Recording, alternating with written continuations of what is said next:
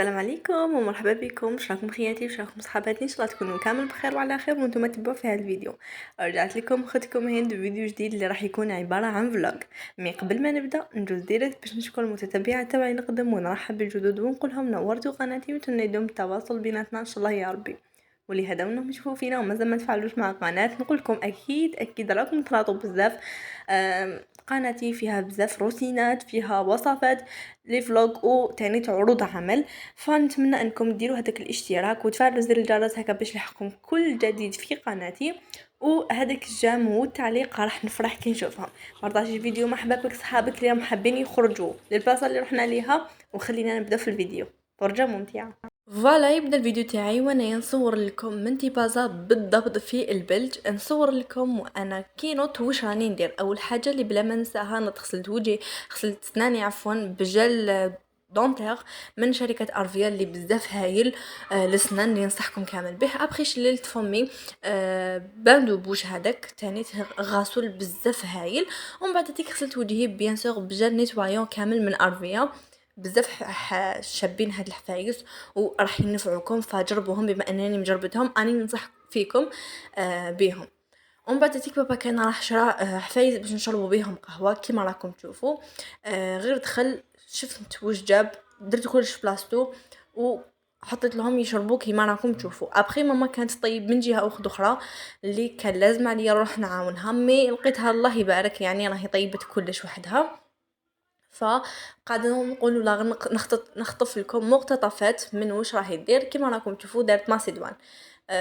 عمالي بلي دوك بزاف ناس يقولوا لي كاين يعني ماسيدوان ما يديروش فيه زيتون دي نوايوتي، ماسيدوان ما يديروش فيه بيض. نقول لكم كل واحد واش يحب ياكل، وبما انه هذه خرجوا في البحر فالانسان يعني يجوع بزاف، يعني اي حاجه يلقاها بيان سور ياكلها. يبقى احنا حبينا نديرو حفايس مفيده او ميم طون تكون بنينه باش ناكلوهم. يبقى درنا هاد الماسيدوان اللي فيه هكا شويه خلطات، وماما طيبتنا هاد الدجاج مع بصل وهكا حفايس. المهم جاو بزاف بنان باش ندوهم معانا. ومن بعد تيجي جوست من جهه اخرى باش نوجد حوايجي اللي راني رايحه بهم. ما تضحكوش على الحاله اللي هنا كيفاش راهي، يعني بما انه رانا قاعدين في دار ماشي دارنا اكيد الحاله ماش تكون مخمله وماش تكون كلش في بلاصتو كيما في دارك اللي والفتيها وكلش. المهم هنا بدلت حوايجي مع حوايج البحر اللي ما نساهمش اليوم حندير رايي. غلقنا الباب ويلا حنا ننطلقوا. خرجنا شويه روطار يعني جوايه 10:30 هكاك باسكو ما نضناش بكري. ورحنا البلاصه بزاف شابه، بلاصه روعه. قضينا في الطريق واش كان خاصنا وشدينا نوطورود. رحنا من جهه الشرشال لواحد البحر بزاف هايل نقي روعه. قد ما نحكي لكم عليه ماشي كيما تشوفوا بعينيكم، سيدي غيلاس هذا هو البحر اللي رحنا عليه. حبيت نصور لكم من اي حاجه شفتها بعيني، يعني بلايص شابين. ماشي اول مره نروح للشرشال مي عندي بزاف ما روحتش ما نسيت كيفاش فيها تفاصيل وكلش. ما قدرتش نصور لكم كلش، ما قدرتش نصور لكم الاثار اللي فيها وكلش، مي الحمد لله قدرت ديت لكم مقتطفات فقط من البلايص الشابه اللي فيها. اكيد راكم تشوفوا البحر شعل صافي في هاد البلايص نقي لواحد الدرجه يخليك تشوفيه برك بلا ما تدخلي وتعومي ترتاحي نفسيا.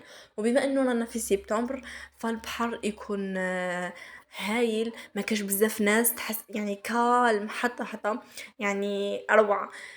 قليل بزاف من الناس اللي يروحوا في سبتمبر.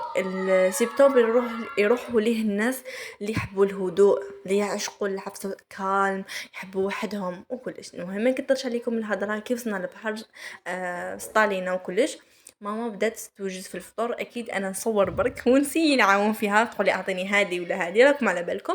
ومام طول الاخرين راهم يستمتعوا بالمناظر ويعوموا شويه وحنا رانا نوجدوا. بالنسبه للماسيدوان باش ما تقراصناش المايونيز واش درنا، خليناها في باطها كي وصلنا للبحر باش درنا المايونيز فيه. هذه هي. وكاين بزاف ناس اللي ما يديروش مايونيز في البحر ياكلوه هكاك ديريكت. فوالا.